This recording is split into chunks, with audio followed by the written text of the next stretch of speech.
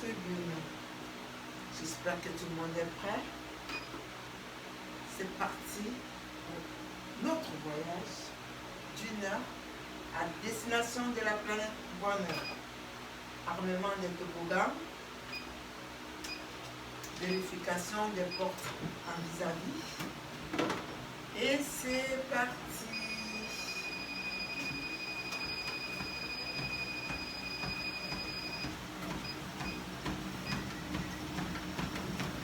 Ne change pas l'équipe qui gagne.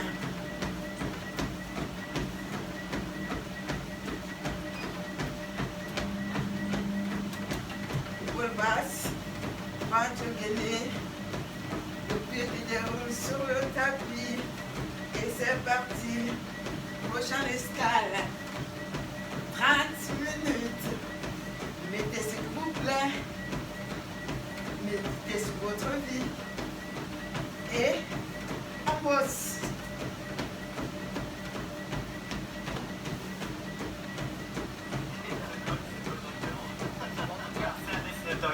Moi j'ai bien de voir une exposition à Berlin sur les dessins de Dali, c'est formidable, c'est un dessinateur extraordinaire. En tout cas, cette expo, elle commence demain à Grenoble. Merci de nous avoir permis d'en découvrir les grandes lignes, j'ai envie de dire, les principaux tableaux. Merci beaucoup, Jérôme. Avant de se quitter, on va un peu débriefer l'émission. Amanda, on va revenir en arrière à partir de 6h30. Petit rappel de ce qui s'est passé ce matin. Nous étions d'abord en Ardèche, en pleine récolte des châtaignes. Et grâce à Mohamed Mezrahi, nous avons même l'odeur de la crème de châtaigne. Regarde.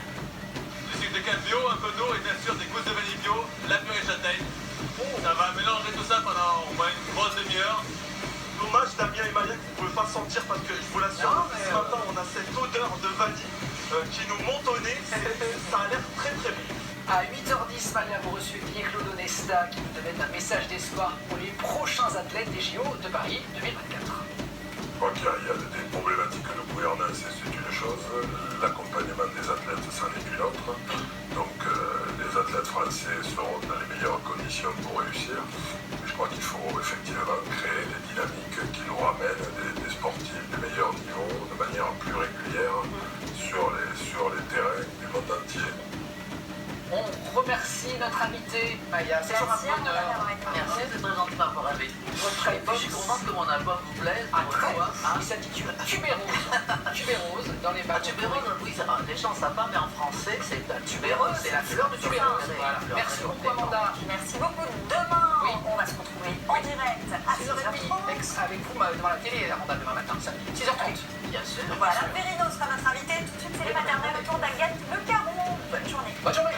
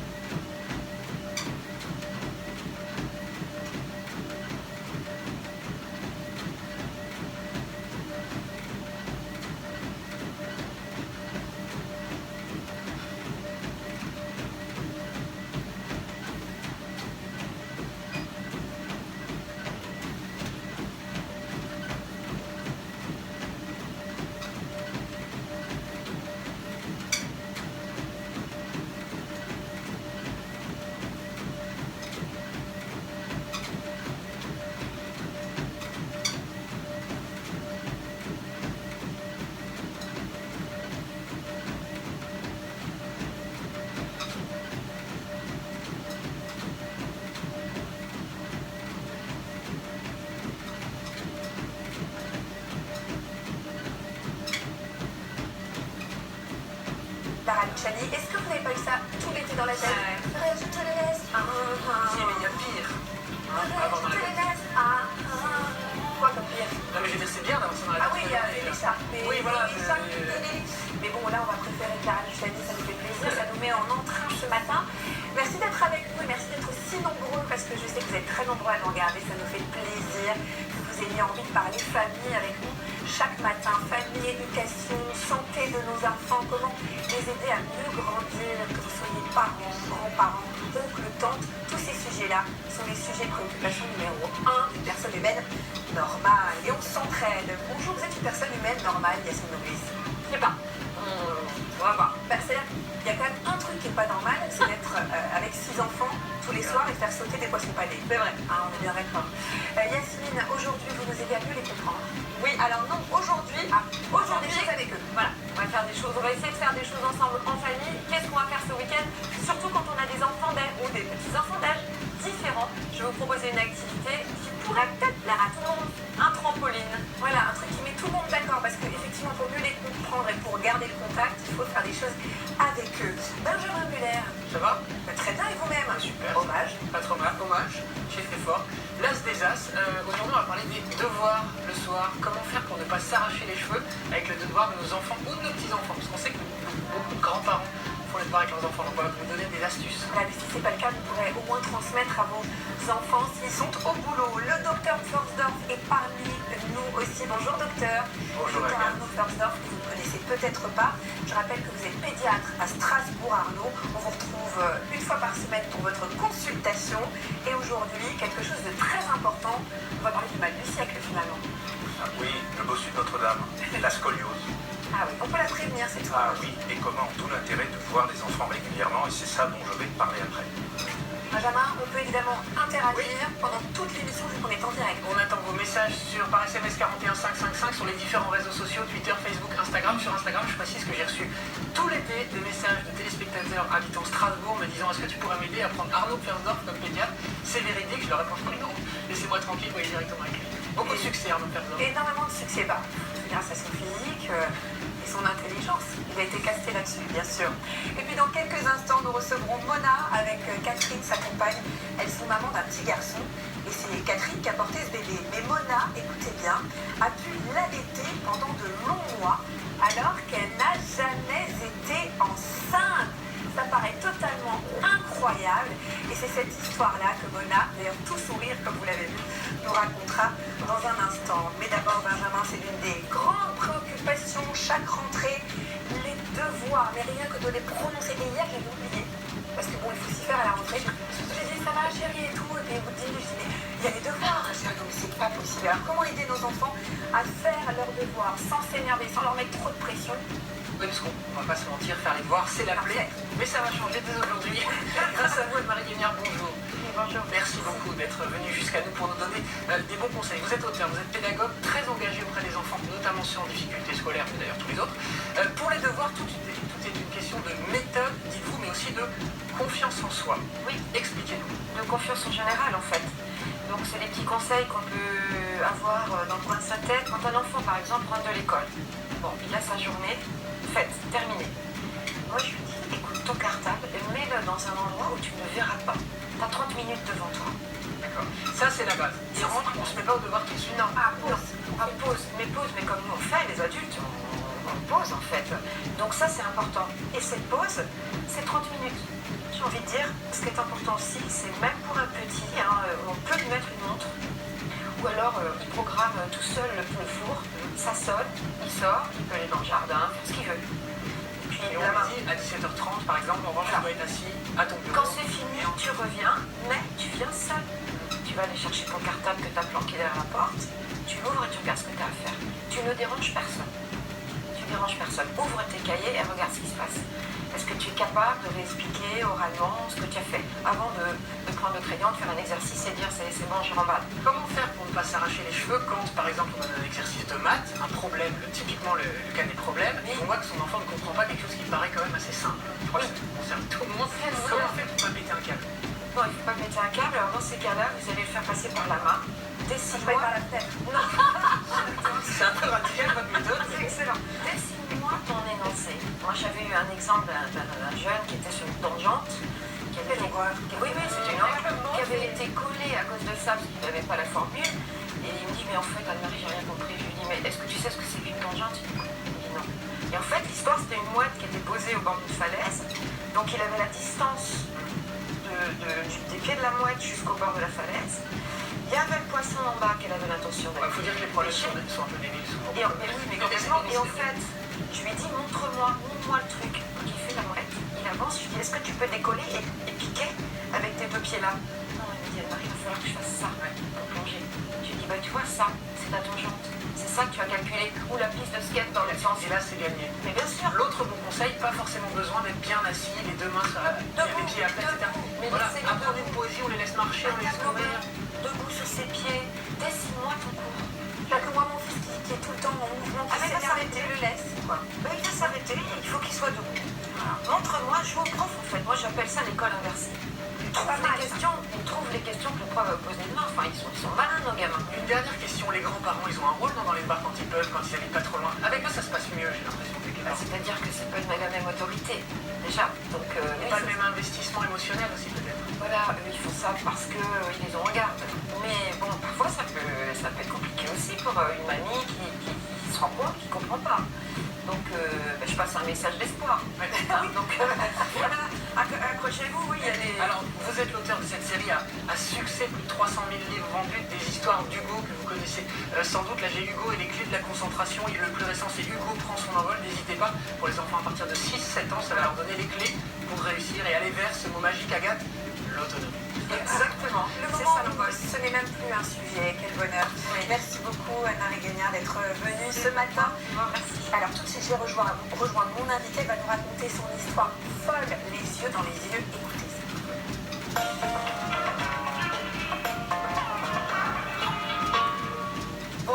Bonjour Mona, merci d'être sur ce plateau. Alors vous êtes la maman de Isaïe qui a aujourd'hui 20 mois. Alors quand votre femme Catherine est tombée enceinte, vous avez décidé d'allaiter votre enfant à défaut de l'avoir porté. On va voir que ça peut soulager votre femme, évidemment. C'était un tout petit peu compliqué. Merci encore d'être avec nous ce matin parce que ce sont vraiment des histoires, c'est curieux, on ne peut pas imaginer que ça existe ça quand on ne connaît pas.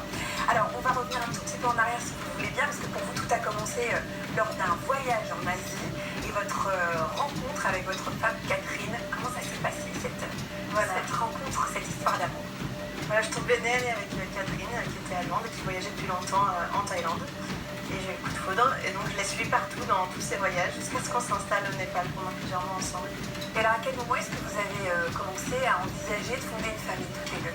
Alors au Népal c'était l'année où il y a eu un gros tremblement de terre et nous ensemble on a choisi de rester, de faire ce qu'on pouvait. On a créé une asso qui s'appelle Sambhava et on a créé une maison d'enfants et on est devenus en fait parents malgré nous. On s'est retrouvés à la tête d'une immense famille. Et ça nous a plu ce rôle, on était bien dans ce rôle et ça marchait bien. Et c'est naturellement que quand ça allait bien, les enfants quand ils ont grandi, on s'est dit c'est le moment d'ajouter un petit dernier. Donc vous avez débuté un parcours PMA en 2018, c'est bien ça? C'est ça. Et ça va, ça s'est bien passé? C'est très bien passé, on s'est resté là à Berlin parce que là-bas c'était légal. Et on a commencé le parcours de PMA en novembre, c'est Catherine qui a porté le premier enfant et Catherine était enceinte en mars. Le jour de notre départ au Népal, on a fait clinique aéroport. Alors comment vous est venue cette idée d'allaiter votre bébé alors que vous ne l'avez pas porté? Voilà. Alors moi dans mon imaginaire, moi depuis toujours j'allais être maman. J'allais être maman, j'allais porter mon enfant, j'allais accoucher et j'allais l'allaiter. Et c'était difficile en fait pendant la grossesse que de trouver ma place en tant que coparent, de trouver ma place à côté de la grossesse de Catherine. Et j'ai commencé à nourrir l'idée de dire j'ai envie d'allaiter, j'ai envie d'être mère comme je l'avais imaginé. J'ai pas envie de devoir le ramener à Catherine pour pouvoir le nourrir, j'ai envie de pouvoir l'emmener, voilà. Et donc j'en ai pas beaucoup parlé au début parce que je savais pas si c'était légal, je savais pas si c'était faisable, si c'était possible, je savais rien. Vous n'aviez même jamais entendu parler de la possibilité de le faire, c'était... J'avais une vague idée, ouais, non, j'avais une vague idée, je savais pas, j'en savais très peu en fait. Et j'ai commencé à en parler et je me suis rendu compte que c'était assez tabou comme sujet, que c'était pas vraiment socialement acceptable en fait. Du coup, c'est que quand Catherine était enceinte de 7 mois et demi, en prépa à l'accouchement, que j'en ai parlé vraiment ouvertement pour la première fois. Et là, je suis tombée sur une super sage-femme qui a dit bien sûr, ah oui, bien sûr qu'il faut faire ça, évidemment. Et donc là, branle-bas de combat, elle nous a trouvé la spécialiste de la lactation adulte en Allemagne. Génial, qui travaille avec une gynéco et on a lancé le projet. Alors concrètement, comment est-ce que vous avez fait pour déclencher la lactation? Comment ça se passe physiquement? Alors c'est un protocole qui a été établi par Jack Newman et ça allie la malle, c'est un pédiatre canadien qui est spécialiste en allaitement. Ça allie la prise d'un médicament qui est à la base un antinauséeux mais qui a pour effet secondaire de stimuler la prolactine avec soit des hormones si on est assez plus tôt que moi dans la prise de décision, moi j'en ai pas pris, et avec en stimulant, en tirant son lait en fait. Alors on tire son... Donc en fait on prend le médicament et après on prend un tire-lait et on tire son lait avant la naissance pour préparer la lactation. Minimum 6 semaines avant la naissance. Minimum 6 semaines avant, d'accord. Voilà. Et du coup moi en 4 jours j'avais du lait. Moi ça a marché mais tout de suite. Incroyable. Comment ça s'est passé l'accouchement de Catherine? Alors l'accouchement de Catherine s'est très mal passé. On avait fantasmé un accouchement, moi j'avais fait une formation de doula pour l'accompagner, on avait une maison de naissance géniale et finalement ça a été très long, ça a duré 48 heures et quand le bébé est né finalement, il allait très très mal, il était très malade et Catherine aussi. Il y a eu 4 heures de poussée de sortie, c'était un carnage. Du coup moi j'ai envolé mon bébé dans des couvertures, on est parti à pied avec une sage-femme pour l'amener en réanimation. J'ai laissé Catherine à la maison de naissance qui avait vraiment mal. Voilà, mais alors du coup là se pose la question justement parce qu'il va pas bien encore plus de l'allaiter. Est-ce que le corps médical vous a suivi? Oui, alors déjà la première question qu'on m'a posée arrivée en réanimation c'est mais est-ce que vous avez des droits sur cet enfant? Et non, en fait. Moi j'avais mes seins gorgés de lait, j'étais remplie d'amour, j'avais mon bébé qui était vraiment au plus mal, donc mon activité était engagée, et j'étais rien, j'étais personne. Donc je suis restée dans le couloir pendant 1 heure. Et voilà, après, quand il est revenu, il est revenu dans une couveuse fermée, il allait vraiment pas bien, on ne pouvait pas le toucher. Il allait en soins intensifs et là, il ne savait pas qui j'étais. Donc l'infirmière m'a dit, bon, il va très mal, il va lui falloir du lait maternel, donc il faut pomper. Moi, j'étais prête. Moi, j'ai commencé à faire des biberons, Catherine n'était pas encore arrivée, encore pendant toute période. Et ils n'étaient pas informés, ils n'étaient pas préparés. Mais c'est vrai que quand ils ont compris que c'était pas moi la norme biologique, là, ils n'étaient pas d'accord. Ils ont carrément mis un nom. Ils ont mis un nom. Donc on a reçu le lendemain matin, Isaïe ne respirait toujours pas par lui-même. Le lendemain matin, il y a le cadre qui était aussi référente à l'allaitement qui est rentré, qui a parlé à Catherine en allemand, qui a dit on ne donnera pas du lait d'étrangère à votre bébé. Et là, nous, on était déjà choqués par les 48 heures qu'on venait de passer et par le mot étrangère. Et là, c'était le coup de massue. Voilà. Là, c'est le coup de massue parce que le bébé allait très mal, Catherine allait très mal et moi, j'étais rien ni personne et je pouvais même pas faire ce que j'avais prévu de faire pour les soutenir un petit peu. Et Catherine avait très peu de colostrum, elle était vraiment pas bien. Du coup, là, ils ont dit non. Ils ont dit non seulement non, mais en plus, vous n'avez pas le droit de prendre en peau à peau parce que de maman, c'est beaucoup trop stressant pour cet enfant. Alors, comment vous avez fait? Et là, c'est les sages-femmes qui ont été géniales, qui ont bossé en interne, qui ont fait appeler des gens, chefs de service, qui m'ont emmené dans un couloir faire une prise de sang clandestine pour que j'avais pas le sida, qui ont vraiment géré. Parce que c'était ça leur inquiétude, c'est que vous soyez séropositive. Ça m'inquiétait pour le lait, mais pour le peau à peau, oui, c'est ça. Donc vous avez fait une prise de sang, j'ai fait une prise de sang. Bon, voilà, pour faire un test HIV. Voilà, et du coup, bien sûr, c'était bon. Et du coup, elles n'avaient plus tellement le choix, Catherine n'avait pas de colostrum, et nous... Et donc elles ont dit ok, on va lui donner le lait par la sonde. Et plus tard, on a rendu la sonde, et ils ont dit non, mais toujours pas, on va le donner par biberon. On ne veut pas que vous le mettiez au sein. Donc vous lui avez donné quand même le biberon, mais quand même votre lait. Est-ce qu'à ce moment-là, vous êtes sentie pleinement mère? Pas encore. Là, c'était pas une histoire de lait pour moi, c'était une histoire de comment je suis là pour mon bébé. Donc après, on a changé de service. On est passé en pédiatrie et là, il y avait 2 lits. Donc là, c'est une interne en pédiatrie géniale qui a organisé ça. Et donc là, les portes fermées, elle a dit bon, vous regardez, vous faites ce que vous voulez. Et donc là, j'ai pu donner ma première tétée à mon bébé. Alors, cette première tétée, c'était génial parce que c'était un bébé qu'on n'avait pas pu toucher, qui avait très mal et tout d'un coup j'avais un bébé au sein qui prenait tout de suite sans rien et qui s'est endormi, qui a été pendant des heures et qui s'est mis tout doucement à respirer tranquillement, c'était merveilleux. Alors induire la lactation, finalement on peut le dire, ça aura sauvé votre bébé. Hein. Après vous avez mis en place une lactation à 2, c'est ça? Comment est-ce que vous êtes organisé au retour à la maison? Alors c'est les médecins qui ont sauvé mon bébé, mais c'est sûr que moi j'ai fait tout ce que j'ai pu pour lui donner ce qu'on avait de meilleur. À la maison, c'était génial parce qu'en fait, au départ je pensais qu'elle ce serait pour moi, pour ma place. Et on s'est vite rendu compte que non, c'était pour tout le monde parce que Catherine, elle pouvait dormir. moi, je pouvais la laisser dormir autant qu'elle voulait, je pouvais assurer une grande partie de la nuit. Et on a allaité le plus naturellement du monde, comme on voulait, quoi. Qui avait du lait, qui était réveillé, qui en avait envie. Et lui, il était dans son royaume de lait, le bébé le plus satisfait du monde. Ah bah lui, il pouvait pas manquer de lait, quoi. C'est ça qui est fantastique. Vous êtes parti en voyage d'ailleurs après, et ça vous a permis d'être tranquille, hein, pas un passage par la pharmacie, c'est parfait. De toute façon, c'était fermé. On est parti au Népal quand il avait 3 mois, rejoindre tout le reste des enfants, de notre maison d'enfants. Et là, confinement. Là, tous les magasins sont fermés. Au Népal, c'était pas comme en France, rien n'était ouvert. On était enfermés dans la maison pendant 3 mois et demi. Et donc là, si on n'allait pas allaiter, on n'aurait pas pu acheter du lait en poudre. On n'aurait pas pu trouver de l'eau minérale propre pour pouvoir lui donner à manger. Donc ça a été très important finalement. Comment vous allez tous les 3 aujourd'hui? Aujourd'hui, ça va super bien. On a un petit garçon qui est hyper gentil, qui est en pleine forme, qui est très aimant. Vous avez allaité combien de temps? J'ai allaité 9 mois. Et après, j'ai perdu mon lait parce que j'étais hospitalisée. Donc pendant une semaine, j'étais pas avec mon bébé, donc j'ai perdu mon lait. Et de temps en temps, je lui donne un peu des tétés de confort juste pour les petits câlins. Mais j'ai eu le lait pendant 9 mois. Bah, quelle belle histoire d'amour tous les 3. Merci beaucoup. Est-ce que vous pourriez donner des conseils pour conclure à toutes les personnes qui voudraient faire comme vous? Moi, le premier conseil, c'est d'oser et c'est d'être informé. C'est de trouver des professionnels qui sont vraiment informés des protocoles et de choisir ce qu'on a envie de faire. Si on a envie de nourrir son bébé, il faut suivre des protocoles qui marchent. Si on a envie de des câlins, et ben on peut faire juste des câlins et mettre le bébé au sein. Et il ne faut pas avoir peur parce que la société, les regards sont en train de changer. Au départ, bien sûr, ça paraît bizarre, ça paraît peut-être malsain. Et finalement, quand on a un bébé au sein et que le bébé va bien et que le bébé est pleinement satisfait, il ne pleure jamais, ça met tout le monde d'accord. Il faut oser, il faut s'informer et il faut y aller.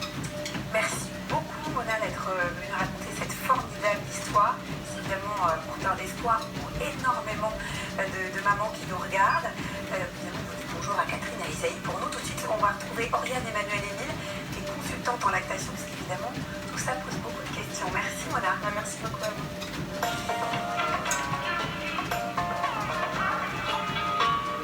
Et donc pour poser toutes vos questions, pour réagir, n'hésitez pas par SMS 41 555 ou sur les différents réseaux sociaux. Le hashtag c'est LFDM, que ce soit sur Facebook, Twitter ou bien sûr Instagram. Bonjour Oriane Emmanuel-Émile, merci d'être sur ce plateau. Vous êtes consultante en lactation, je le disais, certifiée IBCLC et diététicienne. C'est-à-dire que vous accompagnez les mamans en prénatal, pendant l'allaitement et jusqu'au sevrage, qui est encore une autre paire de manches. Un grand merci d'être avec nous pour nous éclairer sur ce sujet, parce que d'abord il y a plein d'idées reçues liées à ces lactations induites, et puis en plus forcément ça pose question. Donc c'est loin d'être connu tous, on l'a vu avec le témoignage de Mona, même elle avait ce sentiment, cette envie, mais ne savait pas trop vers qui se tourner. Même dans le corps médical, j'ai l'impression que personne n'est informé. Est-ce que vous pouvez nous expliquer concrètement comment ça fonctionne physiquement? Alors c'est vrai que les mamans qui souhaitent mettre en place la lactation induite peuvent se trouver un petit peu démunies par l'accompagnement des professionnels. Donc concrètement, comment ça fonctionne? Lorsqu'on est enceinte, on est dans une ambiance hormonale.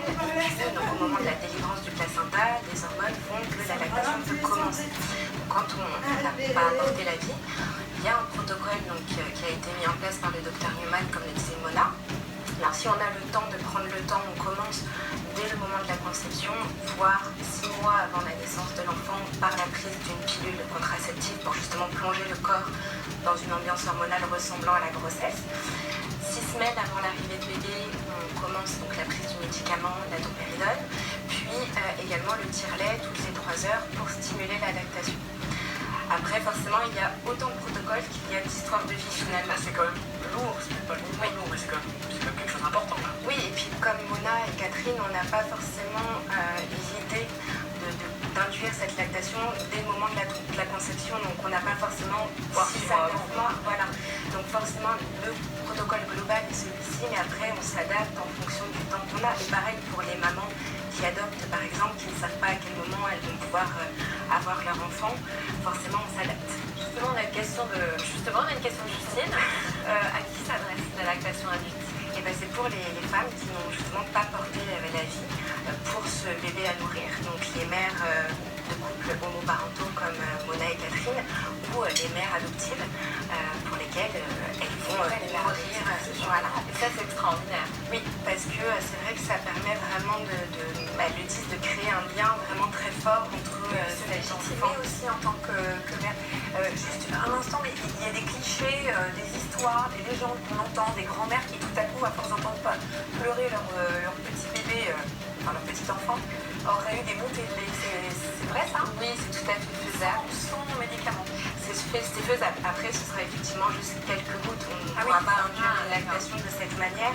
Mais c'est vrai qu'il y a des pays dans le monde avec des situations particulières où la mère, par exemple, va malheureusement mourir, où c'est la tante ou la grand-mère qui va reprendre la lactation. Ça c'est déjà bien. Est-ce qu'on peut dire qu'il n'y a rien de nouveau, notamment en France, parce que c'est ce que vous disiez là, tout à l'heure, les nounous, on les appelle les nounous parce qu'à la base c'était des nourricières. Oui. Elles nourrissaient les bébés qu'elles avaient en garde pendant plusieurs jours de suite, c'est-à-dire qu'ils les sans les avoir portés. Exactement. Alors souvent c'était quand même des mamans, quand même, des jeunes mamans qui profitaient de leur lait, exactement, et qui étaient donc rémunérées pour nourrir les enfants de la haute bourgeoisie. Benjamin est naïf et il est très altruiste. Je ne peux pas imaginer altruiste. Bien sûr. On a une question vidéo reçue de Cécile et Sonia. Bonjour à tous. Nous sommes maman d'une petite fille de 17 mois. Je ne l'ai pas portée, mais j'ai pu allaiter à l'aide d'un protocole médicamenteux. Je suis enceinte de notre deuxième bébé prévu pour avril. Et c'est tout naturellement que nous souhaitons allaiter à deux. Étant donné que j'allaite toujours notre fille, faut-il que je continue jusqu'à la naissance ou si j'arrête prochainement, est-ce que je pourrai allaiter notre deuxième enfant sans suivre le traitement? Quelle serait la meilleure méthode pour notre futur bébé? Merci d'avance. Moi j'aime bien, dans les bois, on a un bout de cadre, on est bien. Est-ce que vous pouvez les conseiller? Déjà c'est un super projet à mettre en place. Donc comme là on a déjà un allaitement qui est en cours, il faut profiter de ce lait qui est déjà en train de nourrir un autre bébé. Par contre c'est vrai que comme cette maman n'aura pas été dans une ambiance hormonale de grossesse, le lait ne repassera pas sous forme de colostrum, qui est le lait, on va dire le premier lait, et donc sera moins adapté à un tout nouveau lait. Mais si dans leur projet c'est que cet enfant soit exclusivement nourri au lait de mère, ça reste toujours plus intéressant que de prendre le relais avec un colostrum. De toute façon c'est 24 heures. Ça dépend, effectivement c'est entre 24 et 72 heures à peu près. Ouais, donc c'est très court. On parle beaucoup de ce médicament depuis tout à l'heure. Camille nous demande s'il peut être dangereux. Alors, ça reste un médicament avec ses effets secondaires qui ont été longuement étudiés. Donc la dernière étude en France date de 2014 environ, qui a montré qu'il pouvait y avoir chez les personnes déjà sensibles au niveau cardiaque des effets de tachycardie, etc. Mais ça a été donc testé chez une population déjà sensible et assez âgée. Une tranche d'âge qui ne correspond pas de toute façon aux mères allaitantes. Donc dans tous les cas, surtout ne médicamente pas. Notre premier arrêt, 30 minutes. N'oubliez pas de noter vos performances. Ce sera une grande pause d'évolution. De prendre une bonne douche. De se reposer minimum 10 minutes avant la prochaine activité de la journée. Et surtout, de manger équilibré. Pas trop salé, pas trop gras, pas trop sucré. Donnez de l'amour autour de vous. Souriez à la vie.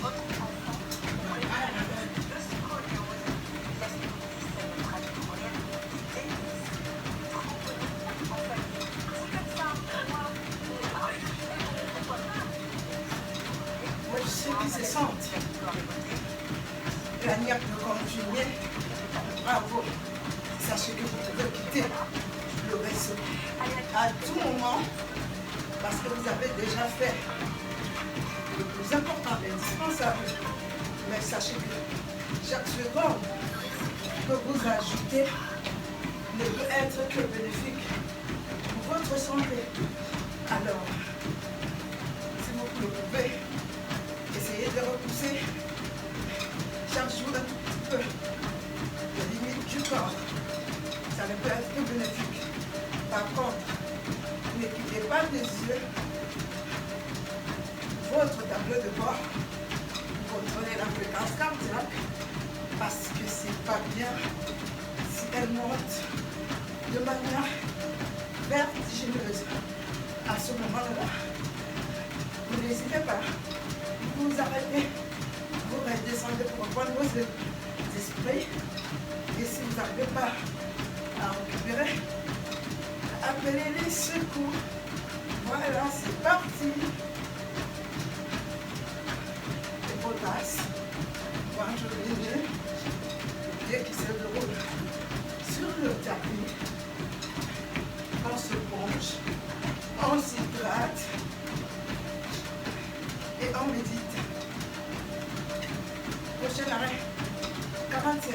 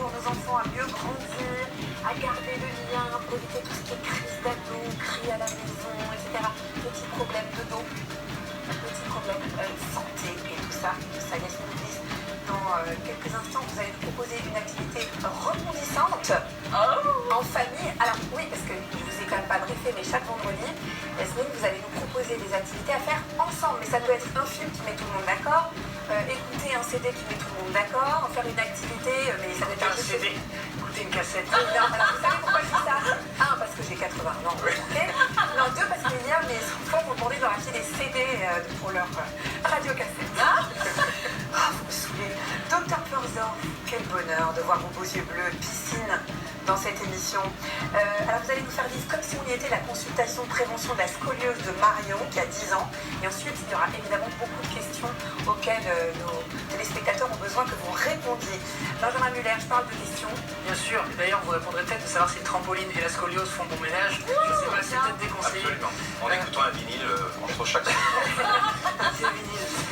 N'hésitez pas à vous poser vos questions à Arnaud Perzorf et à tout le monde par SMS 41 555 sur Twitter, Facebook ou Instagram. Ça va aller, Benjamin, c'est l'instant tuto.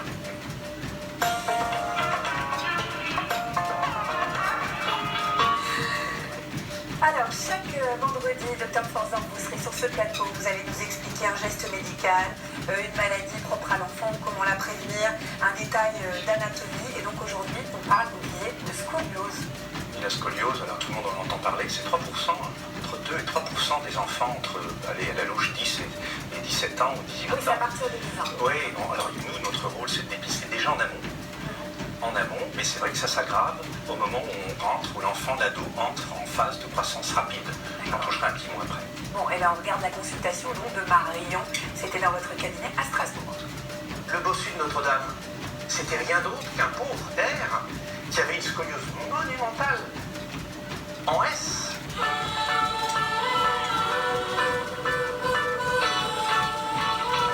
Tu vas te mettre sous la toise à côté de la porte. Je vais te mesurer. Tu la connais cette toise, hein? Cette toise, elle t'a vu grandir. Alors tu bouges pas.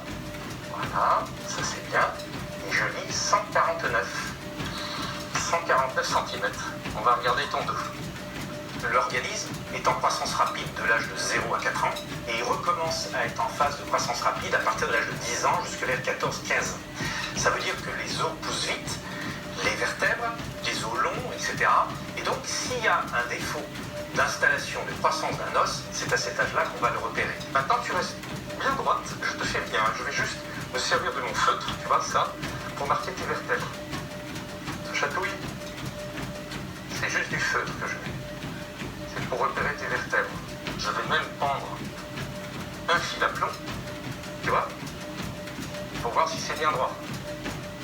Et le fil à plomb, je le pose là, et je regarde si j'ai une rectitude. Ça marche chez les maçons, ça marche aussi pour les pédiatres. La scoliose, c'est quand c'est entendu comme ça. Et là, elle, son dos, il est parfait. Les premiers signes, c'est d'avoir une voussure, ici ce qu'on appelle une gibbosité, et d'un côté c'est plus haut que l'autre. Et ça montre que les vertèbres commencent à tourner d'une part rapport à l'autre. Et dans un deuxième temps, il y a la scoliose qui s'installe. Si une scoliose n'est pas prise en charge suffisamment tôt, elle peut s'aggraver. Et il y a des cas où on va prescrire de la kiné, mais la kiné ça ne marche pas toujours, et où on va prescrire un corset. Elle est en phase de croissance rapide, elle a besoin de vitamine D, ça je vais lui en prescrire, et elle a besoin de fer. Et le fer, viande rouge saignante et les abats saignants. Merci Bernard. Voilà, vous avez fait pencher. Est-ce que nous, parents, il y a des choses qu'on peut peut-être repérer Oui, docteur? alors ça fait très bien dans notre portable. Il ne faut pas hésiter là. Je conseille quand même, pour les préados, les ados, au moins une consultation par an chez le pédiatre ou chez le médecin. C'est important parce que nous, on va faire du préventif. Ah oui, mais docteur, il n'est jamais malade. Il faut aller voir le médecin parce que nous, on voit le préventif. Et une scoliose qui s'installe, les parents ne la voient pas. Et comme je le montrais là, on se met derrière l'enfant, on met droit, pieds nus, on fait pencher, et là on peut voir une gibbosité apparaître, c'est-à-dire la gibbosité, c'est un décalage, quand on se penche en avant et on laisse tomber la tête de l'enfant, on se met bien en face, enfin derrière lui, on voit que les omoplates ne sont pas à la même hauteur. Ah d'accord. Alors là, il faut consulter. Oh là là. La gibbosité, ça veut dire que les vertèbres commencent à pivoter par rapport à l'autre. Et la gibbosité, c'est la bosse du bossu de Notre-Dame. C'est ça, gibbosité, bosse. Et donc, quand on voit ça, ça veut dire qu'il y a une rotation des vertèbres qui est en train de s'installer. Et ça veut dire qu'il ne faut pas tarder. Et le médecin fera un examen clinique et demandera éventuellement une radio. Voilà, de Quasimodo, il n'avait juste pas un bon pédiatre. Pardon. Quasimodo n'avait juste pas un bon pédiatre. Alors, quand on voit la radio... Il n'avait pas un bon pédiatre, le pauvre. Mais... Et vous disiez pendant le reportage... Alors voilà, on voit une radio qui est intéressante. Ça, c'est une scoliose assez forte, qui doit être de 25 degrés, quelque chose comme ça. Il y a pire. Hein. Celle-là, on va pouvoir récupérer et faire un bon travail dessus. C'est impressionnant, mais il ne faut pas laisser ça s'installer. J'en parlerai là. Et voilà, c'est important. Et là, on voit une scoliose installée. C'est une petite fille, une jeune fille qui a un corset, parce qu'il y a des indications, on va porter un corset si par exemple la scoliose est de 45 degrés au niveau thoracique ou 35 degrés au niveau lombaire, donc on va suivre ça d'une manière différente. C'est des corsets qu'on va installer. Il faut convaincre l'enfant, l'adolescent, parce que c'est pas très agréable à porter. C'est souvent 24 heures sur 24 ou 20 heures sur 24, ça dépend, et avec un suivi 2 fois par an.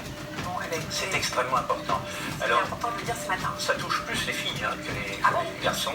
On est à peu près à 85% de filles par rapport aux garçons. Cette proportion-là. Et la plupart du temps, on n'a pas de cause. Donc prévention, prévention, prévention. Et les résultats sont bons. Merci Dr Pfersdorf. C'était important d'en parler ce matin. On va vous retrouver dans quelques minutes pour répondre à d'autres questions de téléspectateurs. Et puis évidemment, tous vos conseils, vos tutos sont sur le site de la Maison des Maternelles, ouverte 24 heures sur 24, lamaisondesmaternelles.fr. Et puis il y a aussi le podcast qui est disponible sur toutes les plateformes. Alors Yasmine, si on a envie de passer du temps en famille ce week-end, c'est quand même toujours la question, quels que soient les parents et les grands-parents, si vous avez vos petits-enfants, vous dites oh, mais qu'est-ce que je vais faire avec eux, qu'est-ce que je vais leur faire faire. Yasmine oublie, c'est là. On fait quoi ce week-end, Yasmine? On fait quoi?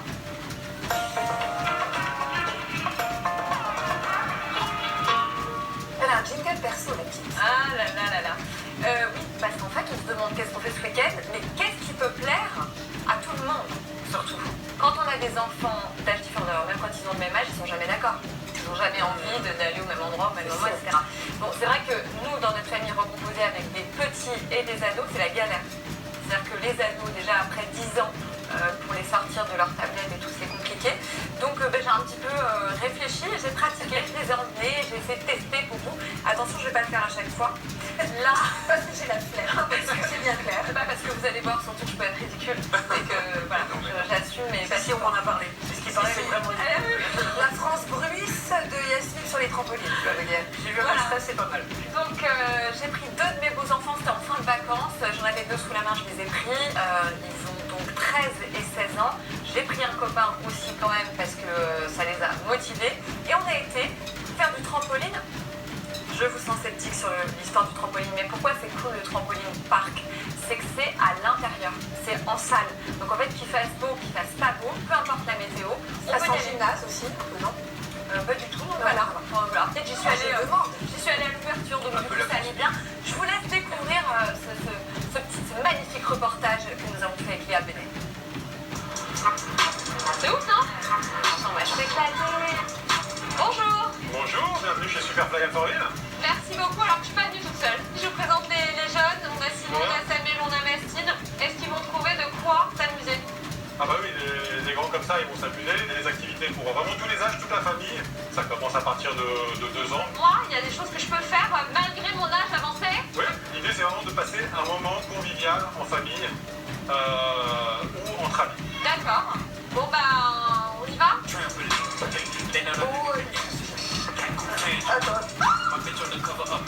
Attends. Ouais, Samuel. Mais ça a l'air facile, mais en fait, c'est pas du tout facile. Il y a du trampoline, il y a du Ninja Warrior, des labyrinthes pleines de jeux.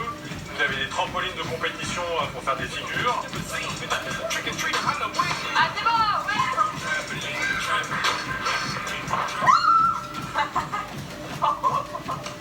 Est-ce que vous reviendriez entre potes, par exemple? Bah ouais, hein.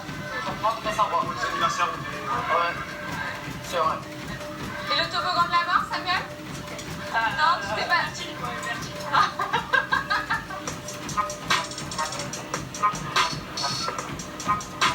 J'y vais, mais j'ai peur.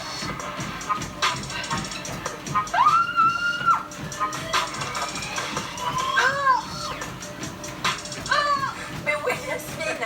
Yasmine, en tout cas, ce qu'on a vu depuis le début de la semaine, et notamment avec Karine mercredi, c'est que vous êtes très sportive. Non mais j'ai honte là de ce qu'on vient de voir. Bah voilà. Vous voulez me voir, moi, sur un trampoline? Vous voulez me voir m'écraser comme un œuf au plat? Bon, je sais pas si j'ai raison de faire tout ça, franchement. Parfois, vous êtes amusé. Ouais, alors c'est super cool. Ce que je tiens à préciser quand même, c'est que il y a un échauffement obligatoire, une séance d'échauffement qui ressemble un peu au truc de Karine là qu'on a fait il y a quelques jours. Ça dure 5 bonnes minutes et c'est essentiel. Ça, ils nous le disent avant de commencer. Juste le patron, il dit à partir de 2 ans, ils s'enflamment un peu, non? 2 ans, ils sont tout petits quand même. Alors en fait, je suis d'accord. Le truc, c'est qu'en fait, c'est à partir de 2 ans dans ce parc-là, parce que lui, il a un espace adapté. Sinon, clairement, pour moi, c'est 5 ans. Parce que le mien, qui a 5 ans, on y avait déjà été une fois avant. Et il ne sait pas très bien sauter. D'ailleurs, c'est bizarre, hein, mais je crois que sauter, ça s'apprend. Ah, c'est peut-être à cause de ça, non? Attendez, on regarde. Je sais pas. C'est peut-être, si c'est pas bien sauté, c'est peut-être... Non. Ah, oui, ça doit être ça. C'est peut-être donc la mère. C'est peut-être génétique. C'est génétique, docteur. C'est génétique. Dans 1 minute, notre prochain stop 45. Même consigne, vous prenez vos performances, vous les notez pour votre évolution. Vous prenez une bonne douche pour vous reposer minimum 10 minutes et je dirais même 15 avant d'attaquer votre prochaine activité de la journée. Mais surtout, mangez pas trop gras, pas trop salé, pas trop sucré. Donnez de l'amour autour de vous. Souriez à la vie, au plaisir de vous revoir dans notre prochain voyage. Bye bye. Take care. Si vous restez, bravo, bravo, bravo. Ça veut dire que vous repoussez la limite. Bientôt, Paris 2004, si vous allez, on se concentre. Prochain stop. 1 heure. Destination finale.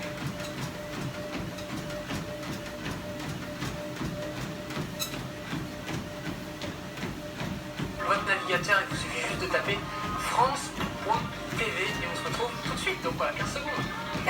Comme chaque jour, on va se quitter avec les bébés du jour. Ça fait du bien de voir des bébés. On salue l'arrivée au monde de toutes ces petites têtes toutes mignonnes. Continuez continuez à nous les envoyer à bbdujour@2p2z.com. A tout de suite sur France.tv ou à demain sur France 2. Ah non, c'est pas. Je sais pas. Ah, facile. Ah ouais.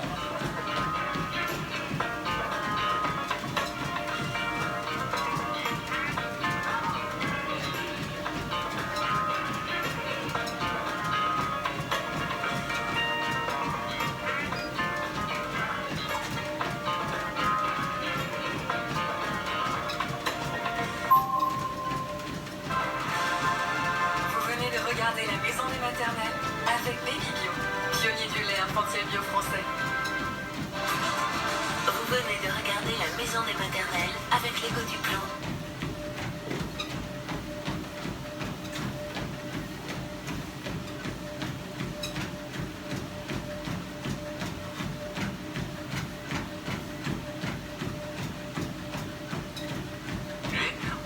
On risque effectivement de revoir des formes graves, ce qui nous appelle, et c'est ce qu'on commence à faire ce rappel vaccinal pour éviter ces formes graves. Par exemple, la semaine dernière, on a vu justement que l'augmentation du taux d'incidence, elle était plus marquée, nous dit Santé publique France, chez les 60 ans et plus. Le contexte, le week-end de retrouvailles, enfin, on le sait, c'est le week-end de la Toussaint, le week-end de 3 jours. Là, il faut quand même être vigilant parce que je disais tout à l'heure qu'il y avait un relâchement des gestes barrières, on va se retrouver en famille, peut-être avec des personnes âgées, on va faire n'importe quoi. Oui, c'est multifactoriel. Il y a le relâchement des gestes barrières.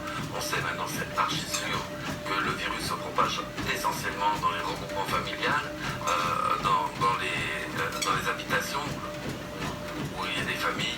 Les enfants peuvent infecter et transmettre le virus chez des proches, chez des parents plus âgés. Encore une fois, ce qui change fondamentalement la donne pour cette, entre guillemets, 5e vague, c'est que ce virus va se propager sur une population qui est majoritairement vaccinée.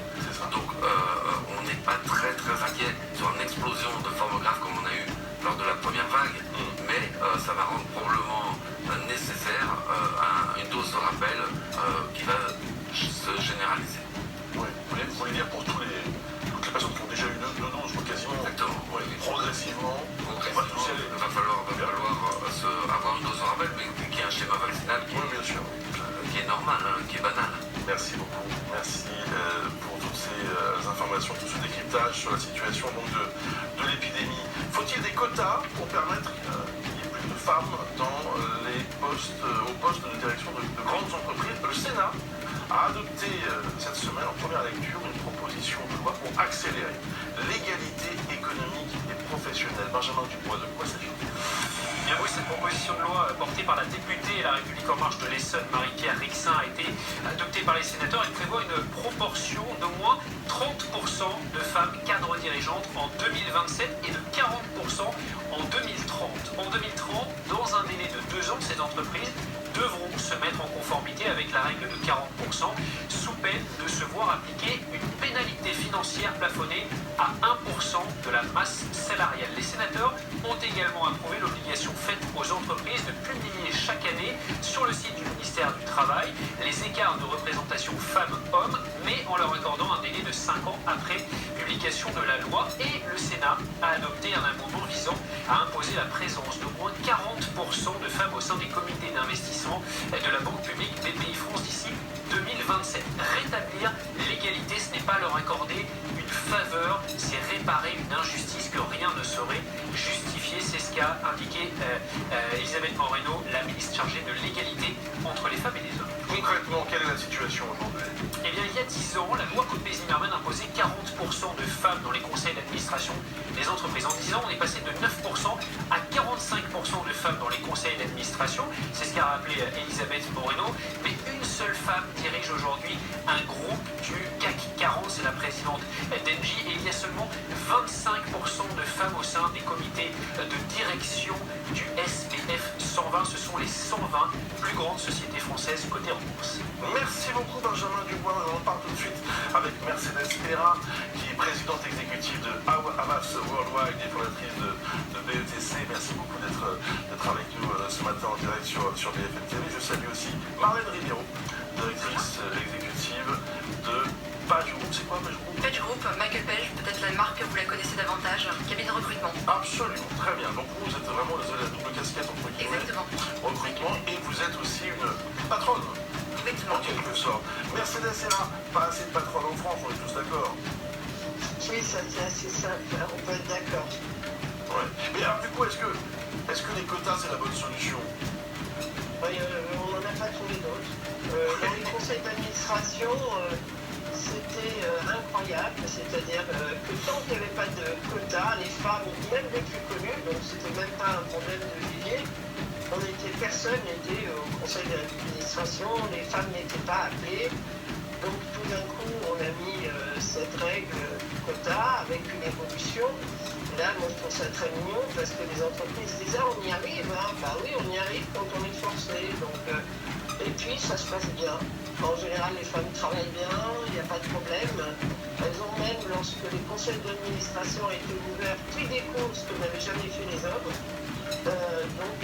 Parce que peut-être elles auront plus de doutes, parce qu'elles ne pensent pas qu'elles savent tout, etc. Et donc ça a été un très bon équilibre. Donc voilà, on a cherché, on a regardé dans tous les pays, parce que les femmes elles-mêmes étaient assez résistantes au début. Elles ne voulaient pas être des femmes quotas. En fait, il ne faut pas s'inquiéter. Avant, il y avait des quotas pour les hommes, ils étaient à 100%, et ça n'a pas créé un monde où on était tous angoissés. Donc un peu de calme et des quotas, je pense qu'on va refaire le monde. Marlène Ribeiro, qu'est-ce qui empêche aujourd'hui les femmes d'accéder à ces postes? En plusieurs choses, le premier élément vient plutôt d'elles en fait.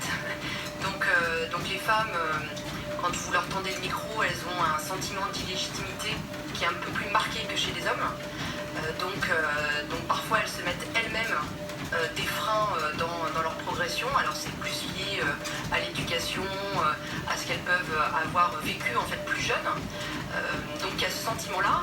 Et puis ensuite, effectivement, il y a l'entreprise, donc tout ce qu'il y a autour d'elle, où on voit que la promotion interne fonctionne un peu moins sur les femmes que sur les hommes, donc ce qui ne leur permet pas d'accéder à des comités de direction, et puis des stéréotypes. Mais principalement, on va dire que les solutions sont dans les mains des femmes, et c'est à elles aussi de retirer quelques freins qu'elles peuvent avoir et d'être accompagnées par les entreprises pour faire tomber les freins et de développer tout le potentiel. Mercedes Serra, comment vous avez fait vous? Moi j'ai eu de la chance, je n'avais pas de frein. Donc quand on me disait que mon homme était misogyne, je disais que ça lui passerait. Donc voilà, j'allais faire mes présentations. Après, je pense que j'ai bossé beaucoup plus quand même. Et je pense que la vie d'une femme n'a rien à voir avec la vie d'un homme. Une femme qui travaille, malheureusement, il y a beaucoup de choses. Je suis d'accord qu'il y a une problématique de manque de confiance, mais pas que, parce que vous voyez, on aimerait bien que les hommes manquent de confiance aussi un peu. Ça calmerait le monde. Donc c'est aussi le fait qu'elles ont encore la charge de la vie familiale, qu'on n'est pas arrivé à la parité sur ces éléments-là, qu'elles travaillent dans une journée 2h30 de plus par jour que les hommes. Tout ça, ça alourdit. Donc je pense que les quotas, l'égalité aussi, congé de paternité, maternité, tout ça peut faire avancer. En tout cas, personne n'est inquiet quand une femme vient prendre l'autorité et un rôle clé. On a fait des études dans tous les sens. Il semblerait que les entreprises aillent bien quand c'est les femmes qui essayent de diriger les autres. Parce qu'on n'en est pas... on n'a pas beaucoup d'exemples, vous avez raison. Marlène Ribeiro, j'aimerais que vous réagissiez à ce que vient de dire Mercedes Serra sur le fait qu'il faut travailler plus quand on est une femme. Aujourd'hui, effectivement, il y a ce sentiment, même partagé par les hommes. C'est-à-dire que quand vous tendez le micro à des hommes et que vous leur demandez si les femmes sont compétentes et elles ont dû travailler plus et elles ont eu plus de freins, plus d'embûches sur leur parcours, les hommes très majoritairement disent oui. Donc oui, elles ont plus d'embûches, oui, elles doivent travailler davantage. Et effectivement, l'entreprise doit prendre conscience de ça pour pouvoir développer, trouver des solutions et les encourager. Est-ce qu'il n'y a pas aussi des problèmes de secteur? Est-ce qu'il y a des secteurs dans lesquels c'est vraiment compliqué, comme on est, j'allais dire, presque au 20e ou au 19e siècle? Oui, il y a des secteurs alors, qui sont plus marqués, d'abord parce que parfois il y a moins de femmes dans certaines filières, donc quand on parle de filières qui sont plus scientifiques, qui sont plus techniques, donc là les femmes déjà à la base, on en a beaucoup moins qui sortent d'école, donc déjà dès le recrutement vous avez un problème de diversité, vous allez le traîner en fait pendant toute la carrière et dans tous les strates de management d'une entreprise. Donc oui, vous avez des secteurs qui sont beaucoup plus marqués, le BTP, enfin voilà, on sait que ces marchés-là, ces secteurs-là, on a un peu moins de femmes dans les postes de direction. Mercedes Serra, qu'est-ce que vous avez envie de dire à tous les patrons de grandes entreprises qui hésitent, qui sont là, qui se disent peut-être, qui au moment de choisir, de nommer, vont faire un choix plutôt masculin? Qu'est-ce que vous pourriez leur dire à tous ces hommes-là? Qui vont les gagner, que ça va être top, ils vont les gagner. Vous allez voir, les femmes, c'est encore incroyable, ça travaille beaucoup. Vous pouvez leur faire confiance, mais au-delà de ça, on parle là de manque de femmes, parce qu'il va y avoir un manque de femmes dans les métiers des sciences. Je voudrais juste rappeler aux filles, et donc pas aux patrons, aux filles, qu'elles ont des meilleurs résultats au bac que les garçons, et qu'elles sont donc meilleures en maths. Donc si elles pouvaient oublier tous les stéréotypes qui font croire que les métiers de la mathématique sont des métiers masculins, ça serait formidable. Mais là, l'école a quelque chose à faire. Et on est beaucoup en ce moment en train de parler de l'école et de l'orientation. Je pense que si on voulait des femmes en maths, on aurait des femmes en maths. Donc la volonté, les prises de décision politiques sont très importantes pour faire avancer ce terrain, qui est un terrain difficile parce que c'est pas nouveau, l'histoire des femmes, ça dure depuis des années, des milliards d'années. Donc il faut le vouloir pour faire bouger les choses. Si les patrons le veulent, ils n'auront aucun problème. Merci beaucoup à toutes les deux. Merci d'avoir répondu à nos questions ce matin en direct sur BFM TV sur ce sujet ô combien sensible. Benoît Delray nous a rejoint. Ne l'appelez plus Facebook. Le plus célèbre des réseaux sociaux se rebaptise Meta. Un nouveau nom qui fait référence au métaverse. Univers virtuel qui, selon le patron Mark Zuckerberg, représente tout simplement l'Internet du futur. Qui veut vivre dans le rêve de Mark Zuckerberg? Rêve géant, nouveau nom, nouveau logo et nouvel objectif, on s'en doute. Ceux qui ont vu le film de Steven Spielberg, Ready Player One, ont déjà une petite idée, tout un monde numérique auquel on accède grâce à des interfaces connectées, un monde inventé de toutes pièces, mais qui est un vrai espace social dans le sens où nos avatars, nos représentations 3D, elles peuvent s'y rencontrer et interagir. Donc échanger pour de vrai dans un espace virtuel, c'est ce que Zuckerberg appelle l'Internet palpable. Zuckerberg qui devient donc PDG de Meta, Meta qui signifie en grec ancien au-delà. Donc métaverse, ça vous est tiqué, au-delà de l'univers. Rien que ça, on avait vu les balbutiements, les voilà de Connect en 2018, ça donnait ça. Mais là, attention, à l'étape supérieure, 10 000 embauches en Europe d'ailleurs sont annoncées cette fois pour bâtir cet univers parallèle, univers qui sera pas dispo avant des années, je vous le dis tout de suite, ça va coûter des milliards. Mais qu'importe, c'est l'avenir, Zuckerberg le promet. Progressivement, les écrans, les hologrammes, les réalités virtuelles ou augmentées permettront des déplacements fluides d'univers virtuel en lieu physique, comme des téléportations. Enfin, ça y est, c'est le futur Bruce. Et qui d'autre que le fondateur en personne pour annoncer ça, un tel virage, le plus important pour l'entreprise depuis 2005. C'était les tout débuts. Ce Facebook devenait Facebook tout court et décollait 16 ans plus tard, hier donc, le tout nouveau logo. Dans moins d'une minute, nous allons atteindre notre destination finale, la destination du bonheur. Bravo, bravo, bravo pour vous tous qui êtes restés. Avant de vous arrêter de peine la machine, notez votre information. Prenez une bonne douche et reposez-vous. Minimum 15 minutes avant d'attaquer la prochaine activité de la journée. Mais surtout, mangez pas trop gras, pas trop salé, pas trop sucré. Semez de l'amour autour de vous. Souriez à la vie. Et vivez.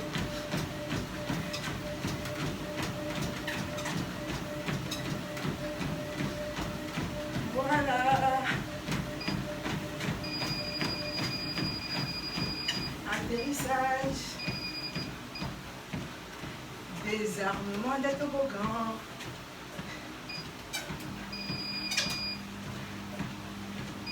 Faites toujours attention à ramener le tapis à sa plus petite vitesse avant d'appuyer sur le bouton stop pour ne pas tomber. Vous notez vos performances et ce sera important pour votre mise en route dès la prochaine fois. Bye bye. Take care.